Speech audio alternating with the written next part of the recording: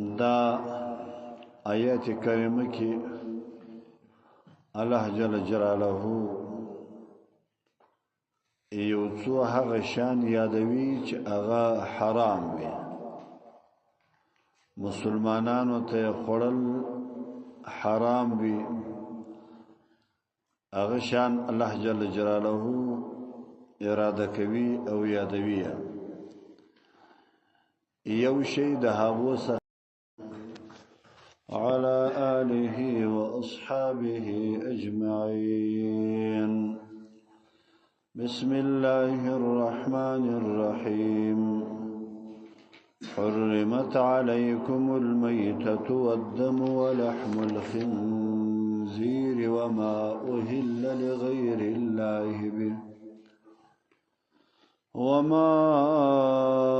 أهل لغير الله به والمنخلقة والموقوذة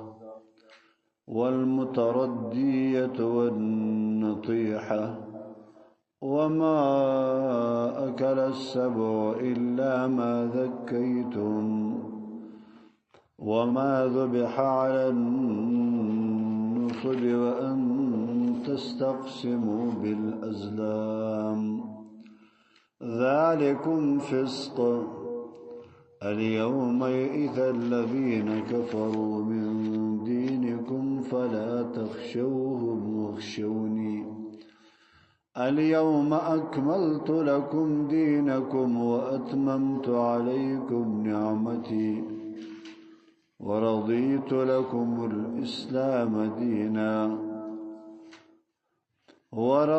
لكم الإسلام دينا فمن اضطر في مخمصة غير متجانف لإثم فإن الله غفور رحيم صدق الله العظيم.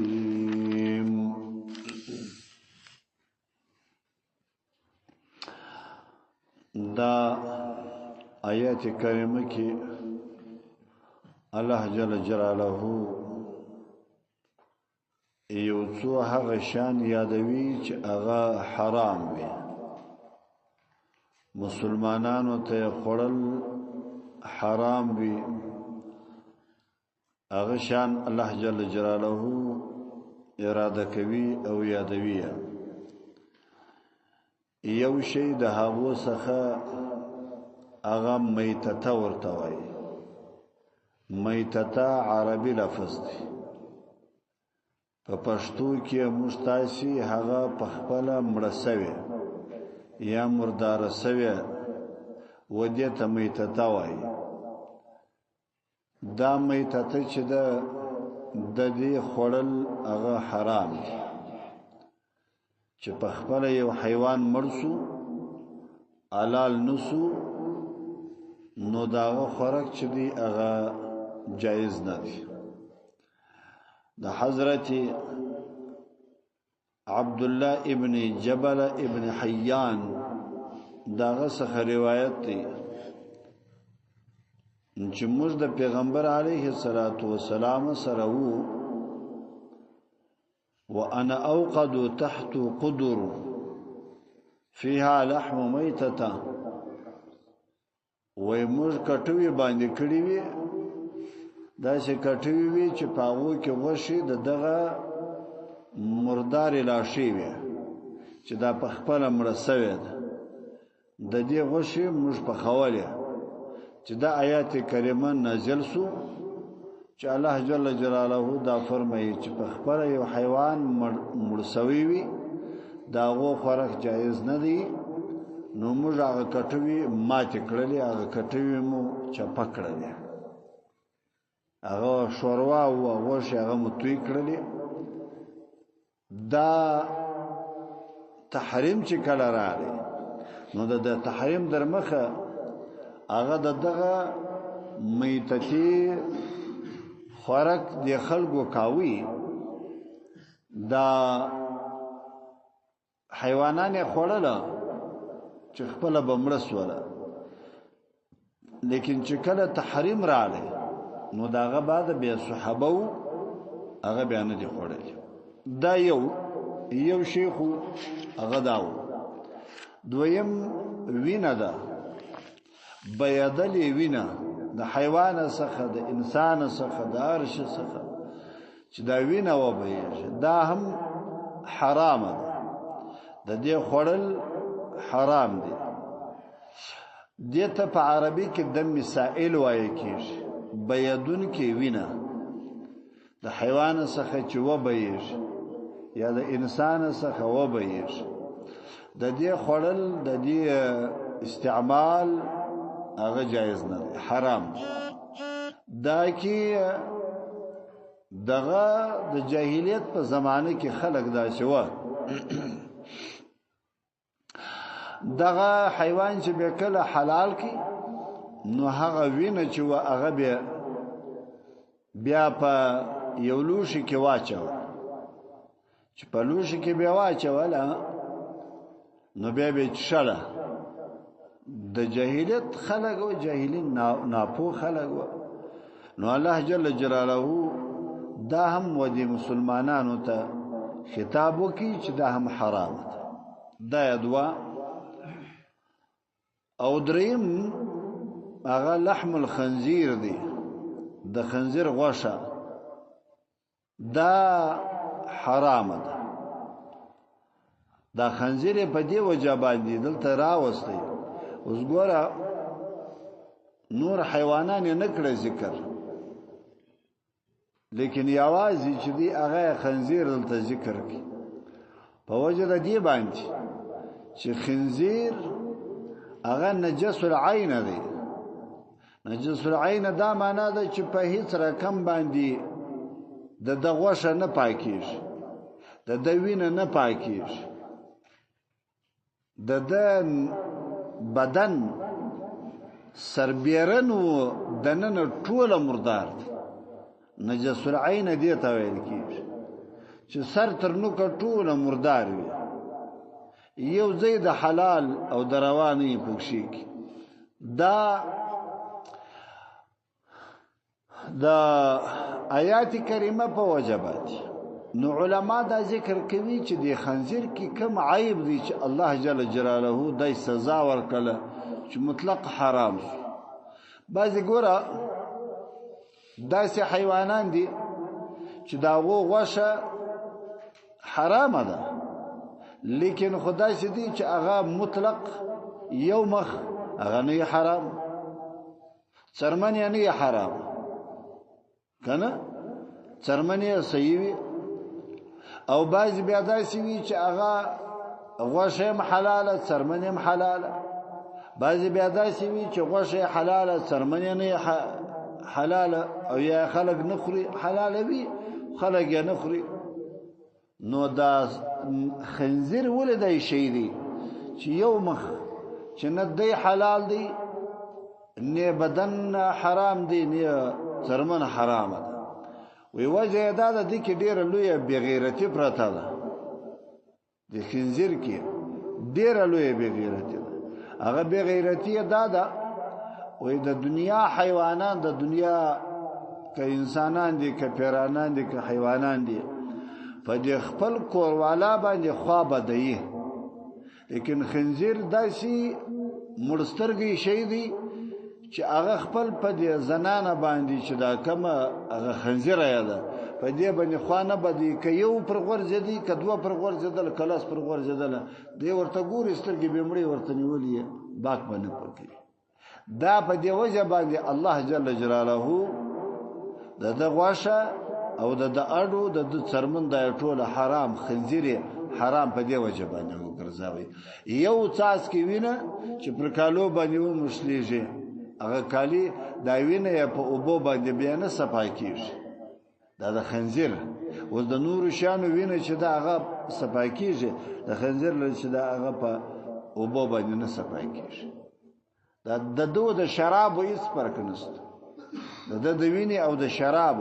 شرابم یو څاس کی او ټوله بیلرو ټوله دغه حرام د خنزیر لمدار کړ نو دا الله جل جلاله مشتست ګوره په دې و نقطه کې دا وایي چې ګوره غیرتمن سړی هغه د الله خوښ دی په حیوانانو کې لا الله بغیرت نه دی خوش د غیرت حیوان نه د الله لا بد ورسخه کیږي سر هم بخلاصو کنه نو چې انسان بغیرت وي د الله به څومره بد ورسخه کیږي کنه الله وایي چې زما په حیوانانو کې لا دغه شي د دغه شي حیوان څخه نفرت کیږي زما بد ورسخه کیږي او انسانانو غیرتمن ووسیږي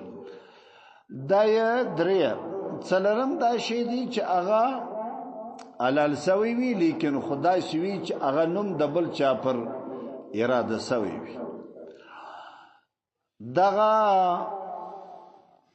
عرب به بوله کې قریش بوله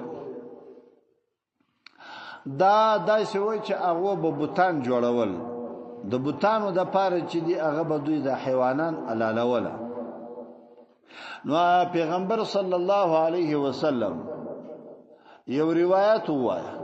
لعن الله من ذبح لغیر الله لعنت د خدای دی پر هغه چا باندې چې دی یو ایوان علال کی د پاره د الله نه وی د الله د پاره نه علال کړي د بل چا د پاره علال کړي دا یو ولعن الله من سرق من منار الارض او بل داغي چې پیغمبر علیه الصلاۃ والسلام دا فرمایي لعنت د خدای دی پر هغه چا باندې چې هغه علامه د لار اغلا کوي ورغله خو ارکم چې د لاري علامه غلا کوي دا لوی غل دی مثلا بورډ لګیدلې دي کنه چې دا روډ دی خوا تکتلې دي دا روډ دی خوا تکتلې دي دا روډ دی خوا تکتلې دي او یار لالا ورسره بورډ و بس ساره خرج کی چې خرج کینو بیا د یو پړی دوی پرای شي دا رویننګر زوی مړ دا بنوي دا اگر دا ابرز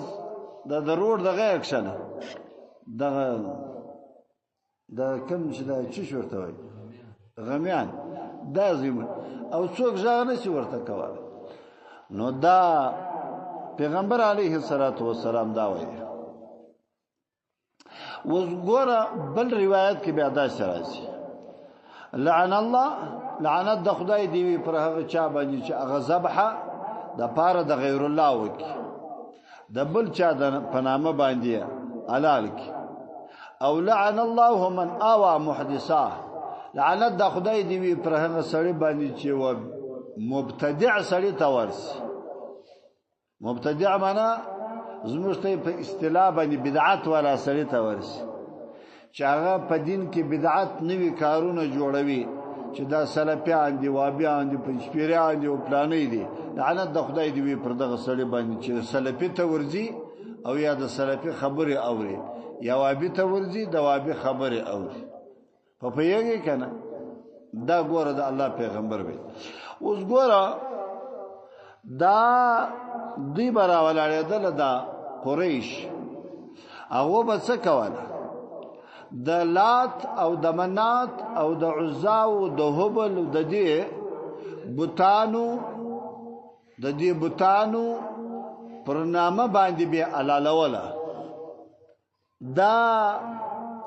دا بعضی قریش کفار اغدارکم نو مشتم الله جل جلاله دا وایي چې ګوري د لات او د عزا په نامه باندې علالول دا بالکل چې دی هغه حرامیش دا یو او زموږ په خلکو کې بیا دا شی ډیر رواج دی چې دا د پلانی بابا په نامه باندې علالوم دا د پلانی پیر صاحب په نامه باندې علالوم دا د پلانی فقیر په نامه دا د خان په نامه دا د مسکین په نامه کنه دا کپدغه نامه باندې څوک علاله کی چې دا پلانی بابا په نامه یا د پلانی زیارت په نامه باندې دام حرامي جایزان بالکل حرام ده خوراکه جایز نه دی دا بیا جایز ده چې بعد کې د علالیدو بعد کې دی وایي چې الله ته دا حیوان قبول کړه د پاره د پلانی چې علالیدل دی وکړه د علالیدلو ما بعد بیا و الله ته خاص وکوا یا الله دا کوم حیوان چې ما حلال کی دا قبول ک د پلانی د پاره منا سوای او پلانې ته ورورس ځکه پیغمبر علیه الصلاۃ والسلام با کله چې د لوی اختر په سحر باندې اضحیه کوله قربانی به کوله نو د قربانی چې به حلال کړله مخکې نه ویل چې حلال به کړله بیا به ویل اللهم تقبل من امتی یا الله د زما د امت څخه قبول کړه د زما د امت څخه دغه قربانی قبول کړه یا به دا ویل اللهم تقبل هذا عن امتي محمد صلى الله عليه وسلم یا الله جل جلاله دغه حیوان چې مستاده پاره حلال کی دا ته د امت څخه د پیغمبر علی السلام قبول کړه ممن شهد لك بالوحدانیت هغه څوک چې وتا ته گواہی په وحدانیت باندې درکوي هر څوک چې الله واحد بولی دا غوله طرفه څخه چې دی یا الله ته دا قبول کړه یو ولی بالبلاغ او ماته په تبلیغ باندې او په رسالت باندې شهیدی ادا کوي چې ته د الله پیغمبر معنا تا مؤمن ما مؤمن خلاصه ادا یا الله هغه څوک چې تا منی او ما منی دا غوړه طرف څخه چې دی هغه ته دغه قربانی قبول کړه نو کچیر د شو چې دا بابا صاحب یا د فقیر صاحب یا د پیر صاحب په نامه باندې حلال سو نو د دو دلات او د منات به هیڅ فرق نه کیږي هغه فرق چې دی هغه جائز نه دی سرخم بخلاصي کنه نو چې موږ کله علال دل کو بسم الله الله اکبر نور شان ما پروایست ځکه د الله پیغمبر بل شي نه دی پروید هر وخت کې چې تاسو ایوان علالوي بس دا ادوه لفظ وایست بسم الله الله اکبر څنګه بوایو بسم الله الله اکبر بس دغه کلمه د احادیث ټول احادیث کې دا راغلی ده چې د قربانی په وخت کې دغه لفظونه پیغمبر علی السلام وایي امر خو بنو دا څو نور بم په ور اضافه کول بسم الله الرحمن الرحیم اشهد ان لا اله الا الله لا اله الا الله کنه الله اکبر واسطه حال جر کوي نو بیا به کلمې دوی وجدي کلمې وایله لا اله الا الله والله اکبر نور کلمې نسته بخشي الله پیغمبر صرف د ادوه لفظه د علاله دو په وخت کې ویل دي بسم الله الله اکبر بس شروع په نامه د خدای الله اکبر چې الله لوی ذات او ډیر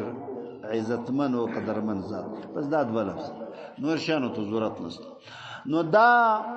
څلرم شی دا دی چې هغه د بل چا په نامه باندې حلال سي خوراک جائز نه دی سرخم بخلاصي کنه بخلاصي والمنخنقه بل بیا هغه منخنقه واغه تویل کیږي چې په خپه باندې مړ سوی وي یو حیوان چې په خپه باندې مړ وي داغه خوراک جایز نه دی د شپې د تړلې و په وندر کې حالت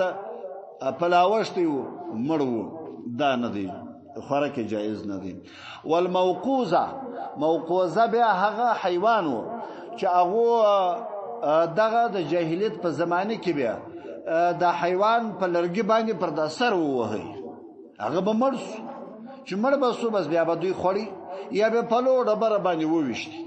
نو کایو چا په ډبره باندې حیوان وويشتي یا په لرګي باندې والی حلال نه کی د حلال دو در مخه جن مړ سو دا حرام سرهم بخلاصي کنه نو بس دا کچیر د شو چې مثلا ډبره پر ایلس ولا یا په ډبره باندې تا وويشتي کنه نو حلال سو وینه یو کړل جایز دی خورا کچیر دا شو چې هغه سایه وختله تنور ورسېدلې نو بیا هغه جایز نه دی او بل متردیه ورته ویل کېږي متردیه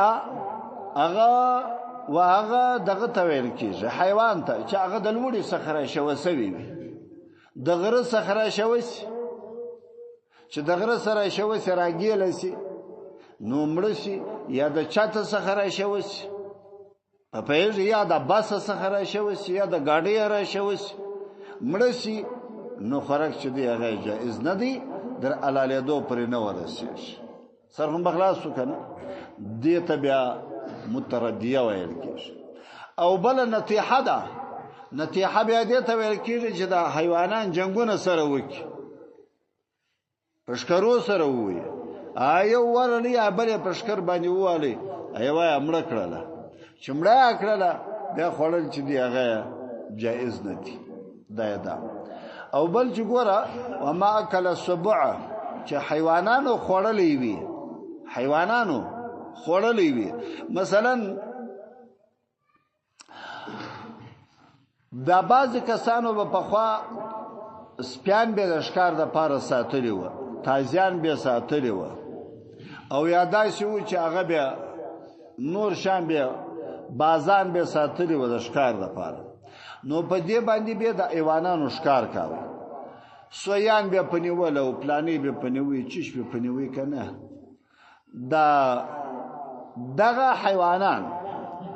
وس کچیر دا شو دغه حیوان تا وریلا کی او د خړلې وو هغه چې سوی ونی وي یا بل حیوان ونی وي خړلې وو نو ستاده لپاره چې دی هغه خوراک جائز نه دی کدا چې و چې وجلې وو لیکن خو خړلې نه وجل کړي نو دا بیا معلومه ده چې دا ستاده لپاره دی د دې خوراک چې دی هغه به جائز دی سرهم بخلاصي کنه اوس ګوره یو دای شي چې هغه ته ورسېږي د نیم خړلې وي نیم پاتې وي یا مثلا تعزین نیم خړلې وي یا سپین نیم خړلې وي نیم پاتې وي او یا داسې وي چې خالی مازه تر ستونی نیولې دي یا تر څټې نیولې وجلې دي نور چې دی هغه دغه نه دی کړی خړلې نه دی دغه حیوانانو کې ګوره دا فرق پکې کې دی هغه چې د حیوان خړلې وي د ښکار استاده لپاره نه دی کړی د ځان لپاره کړی او کوم چې بیا هغه حیوان ثابت در پرې شي نو هغه بیا ګوره ستاده لپاره ښکار کړی دی هغه بیا د حیوان د ځان لپاره نه دی کړی سرهم بخلاص وما اکل السبع چې حیوانانو خړلې وي نو دا هم چې دی هغه زموږ لپاره جائز نشو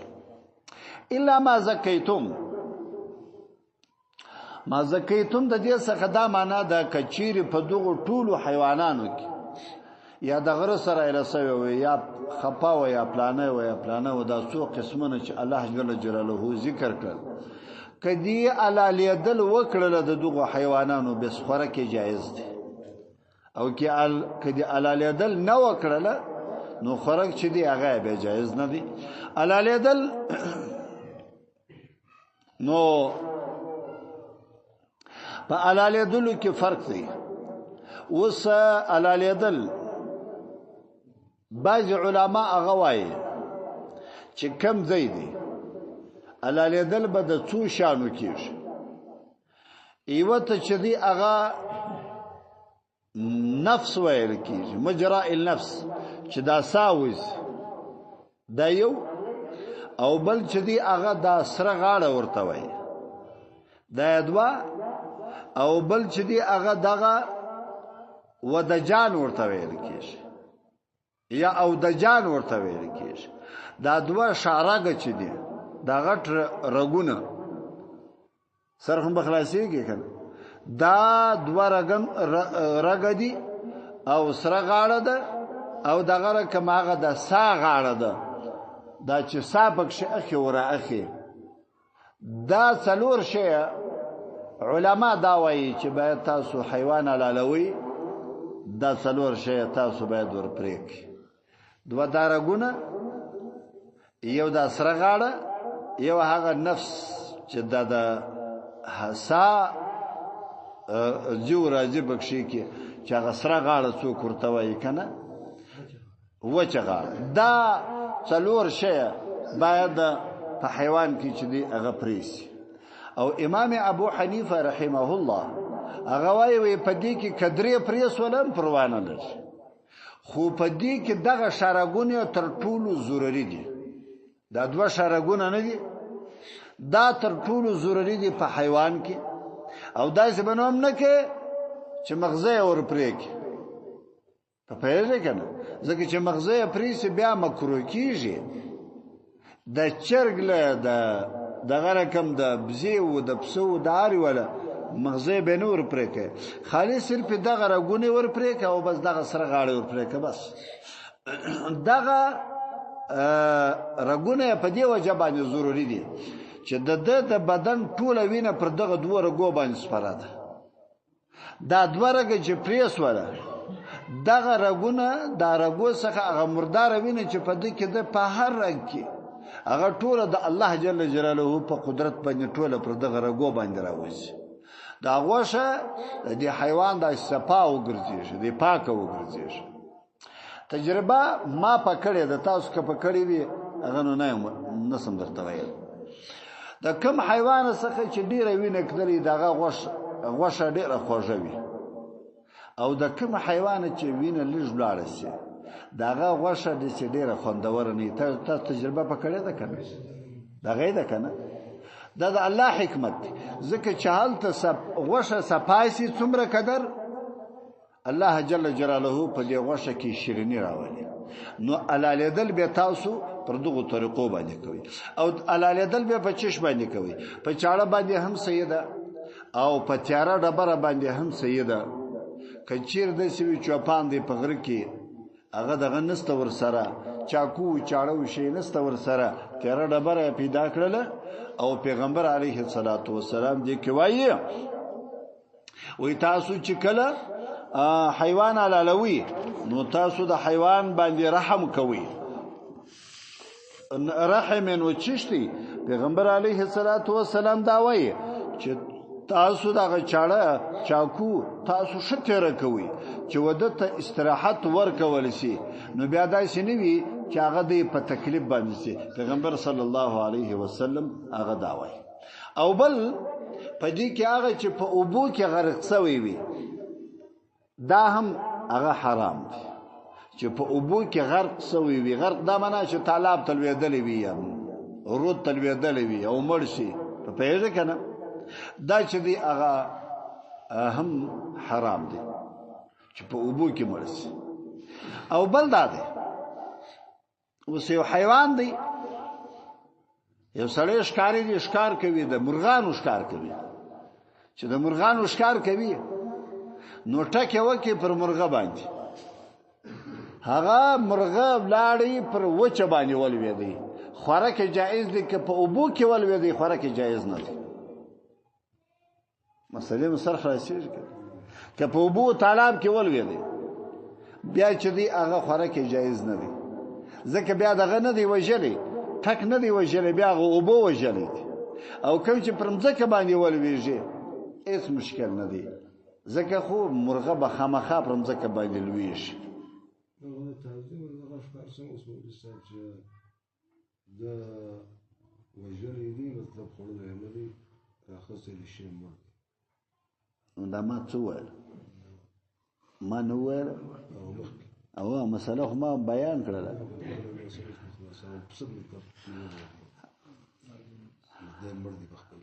دا وګورئ چې ما زه درته وایم چې تاسو دا ترجمه ته ویش کښېنئ نو تاسو ولې وش نه ورته کښېنئ نو چې ما ستړی کوي بیا انسان دی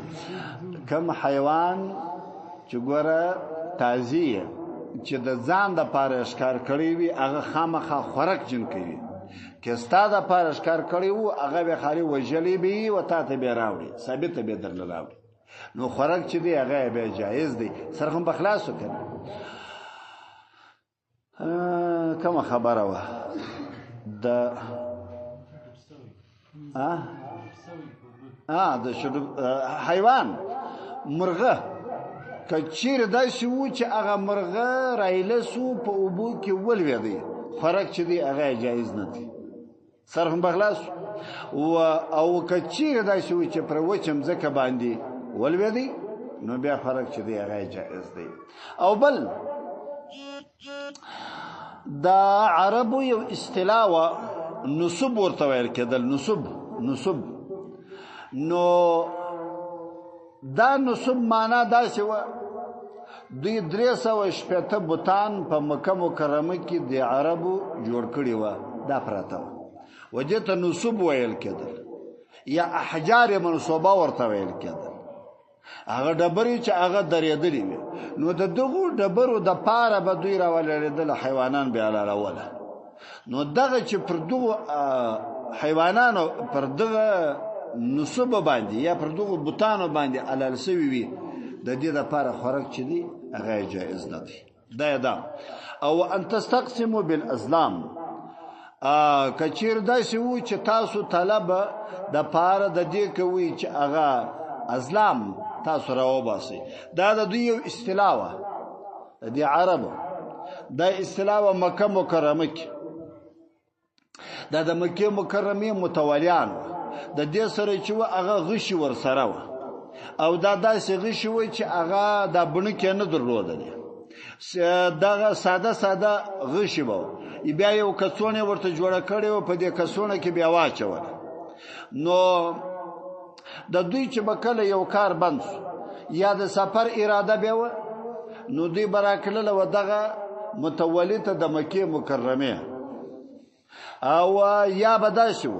چې نکاح به کوله واده به کوي کوزه به کوله هغه براکلی و دغه ته متولیته دغه رقم هر کار چې به کوي نو چې براله چې کله به د سفر اراده و نو څه پیسې به هم ورکړلې و دغه ته د متولیته یا به یو ایوان ورته حلال کی دغه د ایوان حلالیدل الله جل جلاله دا فرمایي چې دا جایز نه دي دغه ازلام د پاره دوی به دا ایوان به حلال کی واغه متولیته یا به هغه متولیته چې دی هغه به دغه ورکی دغه حیوان به ورکی هغه به دغه ازلام د پاره چې دی هغه به حلالیدل کوله نو ورته به ویل چې زما سبا د سفر اراده ده ته په دغه کڅوڼه باندې لاس چخکا چې زه اوس دا سفر وکم کنه وکم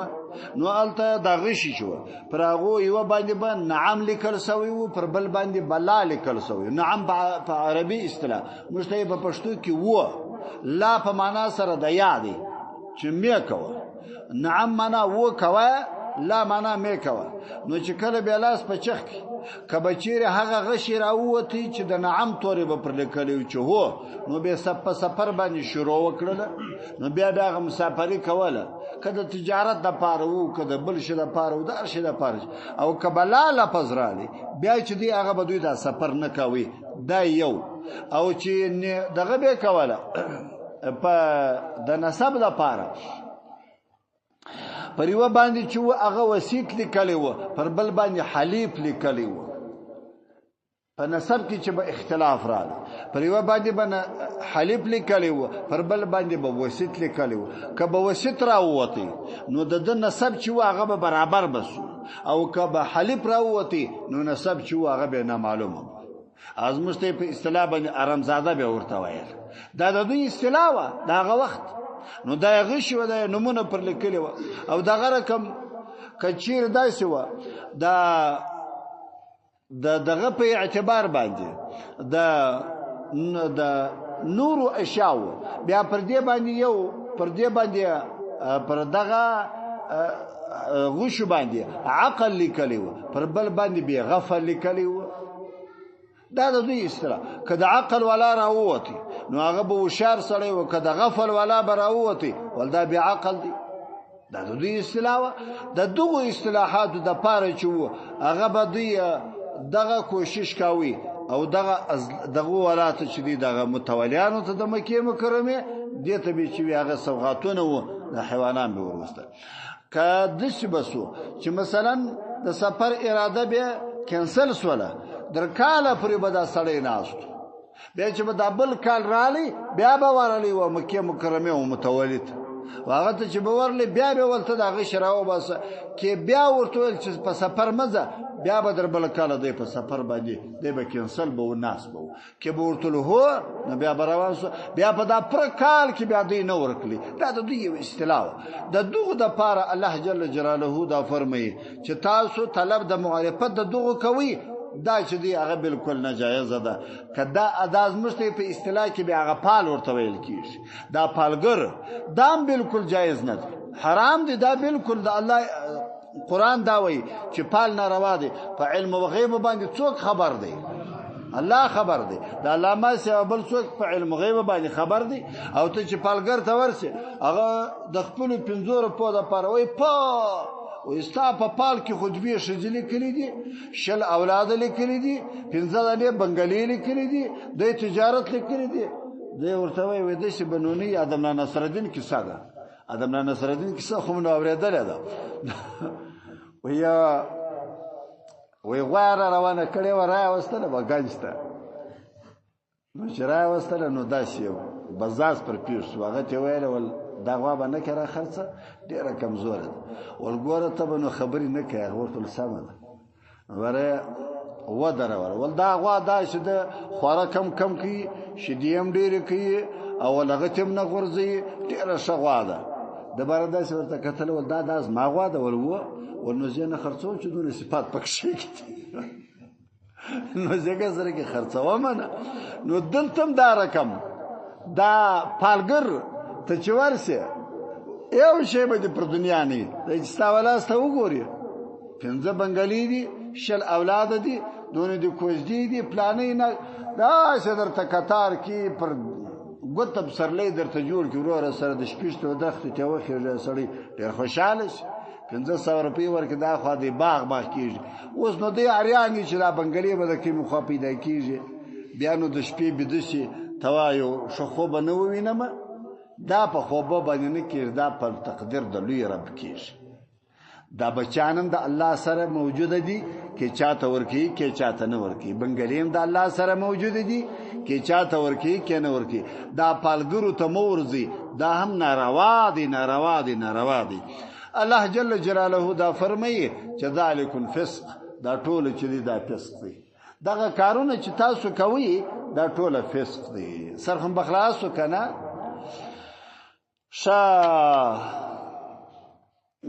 دا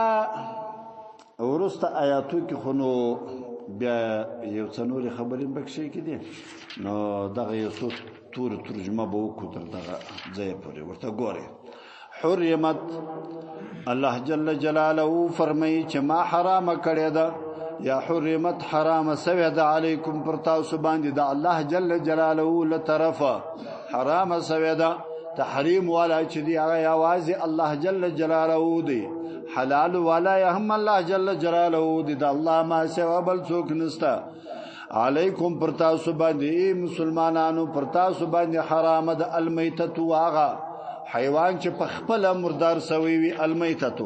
د یو ودم او هغه وینه په اجماع د علماو باندې وینه چې د هغه د غوینی سائل چې ورته ویل کیږي دا هم حرام ده ولحم الخنزير او د خنزیر غوښه چې داغه پر تاسو باندې حرام ده وما اوهل او هغه چې आवाज سوی ویل غیر الله ما سوا د الله جل جلاله به پر دې حیوان باندې چې د بل چا आवाज پر سمانه د بت په نامه باندې یا د پیر په نامه یا د فقیر په نامه والمنخنقه اغه چې هغه خپسوي وي دا هم حرام ده والموقوذه چې په ډبره دی وشتري وي یا د پلرګي باندې والی وي موقوذه دا هم حرام ده والمترديه هغه حرام ده چې د لوړي څخه رايله سوي وي د بام رايله سوي وي د چتر رايله سوي وي د غره رايله سوي وي کنه والنطيحه او هغه حرام ده چې یو بل پشکرو باندې سره وي حیوانان چې پشکرو باندې وي وما اكل السبع او هغه چې حیوانانو خورلې وي او چې پاتوي یو څه خورلې وي څه پاتوي کنه نیمه خورلې دي یو څه پات دي یا ډېر لږه خورلې دي ډېر پات دي یا ډېر خورلې دي لږ پات دي دا هم حرام دي الا ما ذکیتم منګه ناغه چې تاسو الکه الاله دل د دغه شانو کړی وی کچېره تزکیه تاسو وکړه بیا ما علال کړله په دغه وختو کې تاسو ورسېد لاس پروانه لري وما ذبح او هغه بیا حرام دي چې هغه علال کړل سوي علی النصب پر بوتانو باندې چې دا 300 بوتان و وان تستقسموا او چې تاسو طلب د معرفت کوي بالازلام پاغه غش باندې غش را باسي دا مکوي دا تاسو د پاره حرام دي ذالکم فسق دا ټول چې دی هغه فسق دی فسق څه معنا د فسق معنا دا ده چې د الله د طاعت وتل یو سړی دته چې دا ګورم فسق معنا دا ده چې د الله د طاعت وتل او د الله اطاعت نه کول دا بعض علما چې وایي پلانې فاسق دي شهیدی نه قبلېږي پلانې فاسق دي گواهی نه قبلېږي کنه پلانې داسې دي پلانې دا فاسق د دې دغه معنا ده چې د الله د طاعت څخه وتل اوس د فسق خپل فکور کې اقسامونه لري یو داسې فسق وی چې هغه وکفر ته ورسیږي یو آسی کوپر وی یو داسې کوپر وی دغه فسق وی چې هغه کوپر ته نه رسیدلی لیکن خو ګناه کبیره وی یو بیا داسې فسق وی چې هغه فسق کوي لیکن خو هغه بیا ګناه صغیره وی دا درې سره فسق دي ام په کوپر ام ګناه کبیره ام ګناه صغیره نو دا درې سره ترتیب الله جل جلاله دلته شوی ذالکم فسق دا کم کارونه چې مخکې وې درته بیان کړل کچا د دې خړل وکړل نو دا د الله د طاعت وتل د دې د امانت ذالکم فسق معنا کړي دا مردار لا شو خړل د الله د طاعت وتل کړي دا حیوان خړي د الله د طاعت وتل دا دغه ته فسق ورویل کی سرهم بخلاص الیوم ننور شدی خلقو یئسنا نا امید دی الذين كسان كفروا چاغو کفر کړی دي من دینکم تاسو د دینه څخه نو فلا تخشوهم تاسو مبریږه د دوی څخه وښونی زما څخه وبریږي الله جل جلاله دا فرمای دنیا کې وي د چا سم بریږي زما سره بریږي او علینا البلاغ والمؤمن صلی الله علیه وسلم الحمد لله رب العالمين والصلاه والسلام على سيدنا محمد وآله وصحبه اللهم ربنا تقبل منا إنك أنت السميع العليم وتب علينا إنك أنت التواب الرحيم إله العالمين دغه ناس مستعفى دربار کې قبولك يا الله جل جلاله دا استاد قرآن اوریدل وینا تر اس قبول او مقبول وګرځي یا الله جل جلاله په دغه قرآن باندې موږ د عمل کولو توفیق راکړي یا الله جل جلاله د قرآن په وجه باندې موږ جهنم د ور څخه وساتي یا الله جل جلاله مرته نجات راکړي یا الله د قبر د عذابو څخه نجات راکړي د زکندن د تکلیفو څخه مرته نجات راکړي یا الله جل جلاله دغه ناس ته د قرآن په برکت باندې په موږ کې اتفاق راولي یا الله جل جلاله اخر خاتمه مو پر ایمان باندې کې یا الله جل جلاله مسلمانان چې به مریضان وي الله شفای کامله ورکړي په هسپتالو کې پراته وي په کورو کې پراته وي الله ته شفای کامله عاجله ورکړي